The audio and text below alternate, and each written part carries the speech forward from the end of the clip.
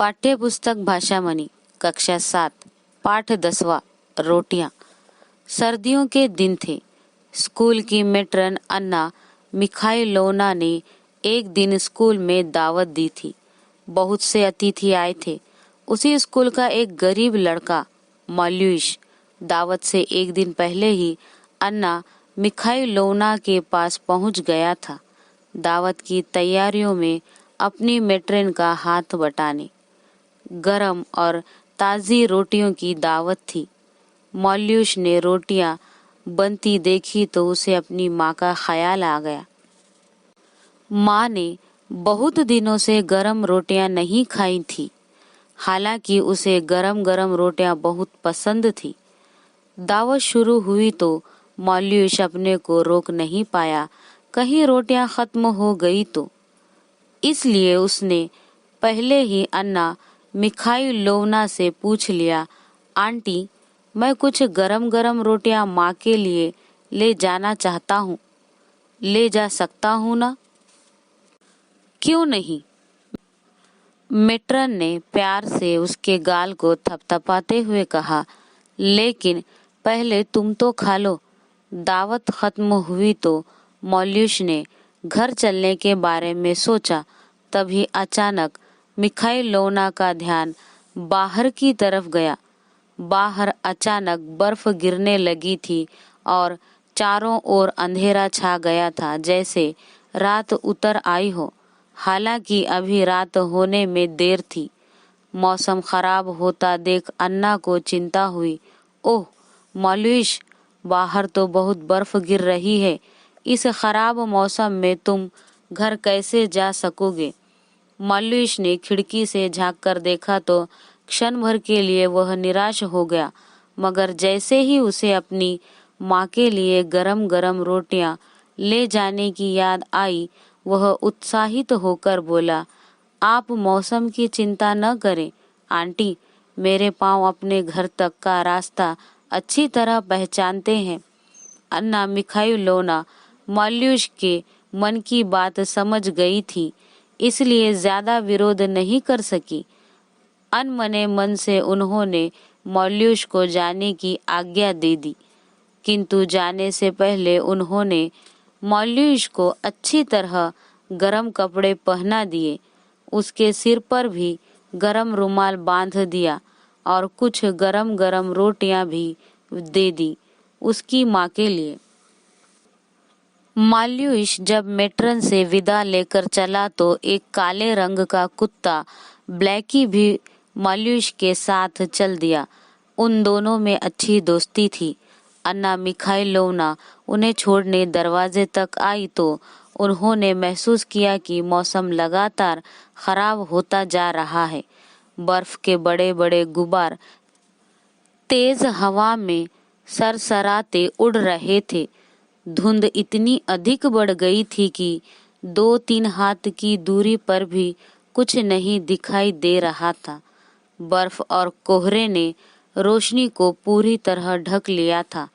अन्ना ने फिर एक बार माल्यूश को रोकना चाहा, किंतु कुछ सोचकर वे चुप रह गई।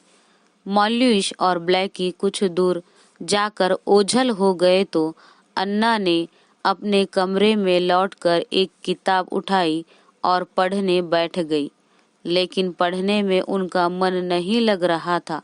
वे माल्यूश के बारे में सोच रही थी और रह रहकर खिड़की से बाहर झांक लेती थी।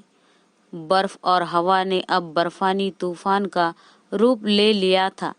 जितनी तेजी से बर्फ की आंधी बढ़ रही थी, उससे कहीं तेजी से अन्ना की बेचैनी बढ़ रही थी। अचानक उन्होंने कुछ सोचा और तेजी से गर्म कपड़े पहनकर बाहर गली में निकल आई, किंतु जब अकेले जाने की हिम्मत नहीं पड़ी तो उन्होंने पड़ोस के एक लड़के इवान को साथ ले लिया। बर्फीली हवा के थपेड़े और भी तीखे हो गए थे।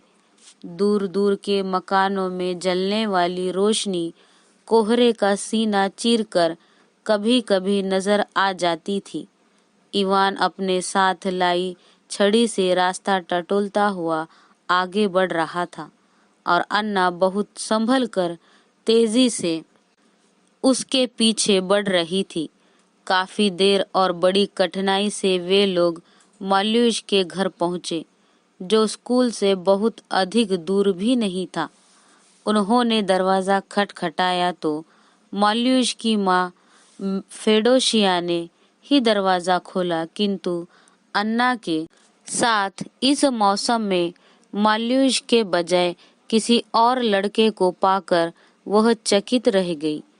इससे पहले कि फेडोशिया कुछ कर पाती, अन्ना मिखाइलोवना इवान के साथ तेजी से अंदर आई और दरवाजा बंद कर दिया। एक निगाह उसने घर में दौड़ाई और वैसा कोई संकेत न पाकर पूछ लिया, माल्यूष कहाँ है? माल्यूष? फेडोशिया ने सुना तो कलेजा मुंह को आ गया। क्यों? वह तो कल से स्कूल गया है और उसके बाद अभी तक नहीं लौटा है। अन्ना मिखाइलोवना को जैसे सांप सूंघ गया। उनके पैरों की शक्ति जाती रही। अपने आप को संभाल नहीं पाई तो पास पड़ी कुर्सी पर धम्म से बैठ गई। फेडोशिया अन्ना की ओर फटी फटी आंखों से देख रही थी। वह कुछ समझ नहीं पा रही थी। किसी अनिष्ट की आशंका से उसका मन बैठा जा रहा था। यह सब देखकर घर के दूसरे छोटे बच्चे भी रोने लगे थे। किसी तरह मिखाइलोवना ने खुद को संभाला और इवान से कहने लगी, अब क्या करना चाहिए इवान?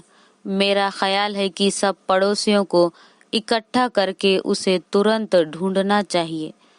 इवान दौड़ा दौड़ा फेडोशिया के पड़ोसियों के पास गया। कुछ ही देर में काफी लोग फेडोशिया की झोपड़ी के पास जमा हो गए।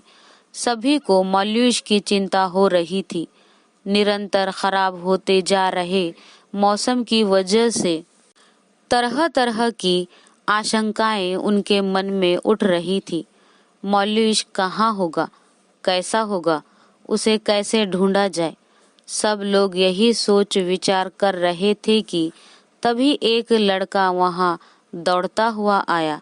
काफी दौड़ने की वजह से हांफ रहा था। उसने वहां जमा लोगों से लड़खड़ाते स्वर में कहा, उस छोटी पहाड़ी के पीछे गोदाम के पास एक कुत्ता लगातार भौंके जा रहा है। मैं वहीं से आ रहा हूँ। ऐसे मौसम में, जबकि अन्य सभी जानवर कहीं न कहीं दुबके छिपे बैठे होंगे, उस कुत्ते का भौंकना मुझे आश्चर्यजनक लगा।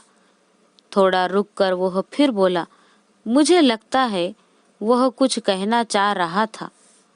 इस पर सभी ने खामोश होकर अपनी शक्ति कुत्ते के उस स्वर को पकड़ने में लगा दी। अचानक अन्ना मिखाइलोवना को ध्यान आया कि जब माल्यूष उसके घर से चला था तो उसका काले रंग का कुत्ता ब्लैकी भी माल्यूष के साथ उसे छोड़ने आया था। अन्ना के कान वायरलेस की तरह काम कर रहे थे। तभी उन्होंने पहचाना, ब्लैकी, यह ब्लैकी ही है जो माल्यूष के साथ साथ आया था। अन्ना के चेहरे पर उत्साह की एक तरंग दौड़ गई। चलो, हमें बिना वक्त गंवाए माल्यूष को खोजना चाहिए। लोगों ने तुरंत कुदाल, फावड़े और कंदील उठाए। ब्लैकी के लगातार भौंकने का स्वर उनका मार्गदर्शन कर रहा था। साए साए करती बर्फीली आंधी में उनके कदम तेजी से बढ़ रहे थे। ब्लैकी की पुकार तेज हवा और बर्फ के टुकड़ों से टकराकर बिखर बिखर जाती। उसी तरह ब्लैकी के भौंकने का स्वर भी हवा की सनसनाहट के साथ कभी आता कभी रुक जाता। धीरे धीरे ब्लैकी का स्वर स्पष्ट हो गया। उसके भौंकने में पीड़ा के संकेत भी स्पष्ट सुनाई पड़ रहे थे। कुछ ही क्षणों में लोगों ने एक बड़ी और काली वस्तु को बर्फ के थपेड़ों से टकराकर अपनी तरफ आते देखा। मिखाइलोवना ने पहचाना, ब्लैकी, ब्लैकी। ब्लैकी ने जैसे पूरी ताकत लगाकर आखिरी बार दौड़ने की कोशिश की। अन्ना के पास पहुंचकर उसने एक चक्कर काटा और गिर पड़ा। अन्ना ने उसे धीरे से उठाया और गले से लगा लिया। ऐसा करने से ब्लैकी में जैसे नई ताकत आ गई। अन्ना की गोद से उतरकर वह तेजी से भागा और बर्फ के एक ढेर को तेजी से अपने पंजों से खोदने लगा। उसे ऐसा करते देखकर लोगों ने बहुत फुर्ती के साथ बर्फ के उस ढेर को हटाया। धीरे धीरे उस ढेर के नीचे मॉल्यूस दिखाई देने लगा। मॉल्यूस को देखते ही फेडोशिया ने रोना शुरू कर दिया, किंतु अन्ना मिखाइलोना ने साहस और धैर्य से काम लिया। उन्होंने सबसे पहले उसकी नब्ज देखी। वह चल रही थी। अन्ना के चेहरे पर राहत के भाव आए, मगर भयंकर सर्दी की वजह से मॉल्यूस का सारा शरीर अकड़ पड़ा था। वह मूर्छित था। अन्य लोगों की मदद से अन्ना ने मॉल्यूस को उठाया। वे लोग जल्दी से उसे फेडोशिया की झोपड़ी में ले आए। मॉल्यूस के सब कपड़े उतार दिए गए। पास ही तेज आग जलाई गई। उसके शरीर पर अच्छी तरह मालिश की गई। इवान इन सब कामों में काफी मेहनत कर रहा था। फेडोशिया अब धीरे धीरे सुबक रही थी। थोड़ी ही देर में मॉल्यूस के शरीर में हरकत होने लगी। उसका अकड़ा हुआ शरीर धीरे धीरे खुलने लगा। यह देखकर वहां उपस्थित सभी लोगों के चेहरों पर हर्ष की लहर दौड़ गई। मॉल्यूस के छोटे भाई बहनों की आंखों में खुशी के आंसू भर आए। धीरे धीरे मॉल्यूस ने आंखें खोल दी। वह आश्चर्य से चारों तरफ देखने लगा। वह समझ नहीं पा रहा था कि यहाँ इतनी भीड़ क्यों जमा हुई है। तभी उसकी नजर अपनी माँ पर पड़ी। माँ की आंखों में खुशी के आंसू थे। मॉल्यूस उठ बैठा और अपनी माँ के चेहरे को अपने दोनों हाथों में भरकर बोला, रो मत माँ, देख मैं तेरे लिए अपनी मेट्रन के घर से गरम गरम रोटियां लाया हूँ। माँ ने कसकर मॉल्यूस को अपने सीने से लगा लिया और फफक फफक कर रो उठी। अन्ना मिखाइलोना ने आगे बढ़कर मॉल्यूस के सिर पर हाथ फेरा और बड़ी मुश्किल से अपने आंसुओं को काबू किया। वहां उपस्थित अन्य लोगों का भी यही हाल था। पाठ के लेखक है वी. दिमित्रिएव।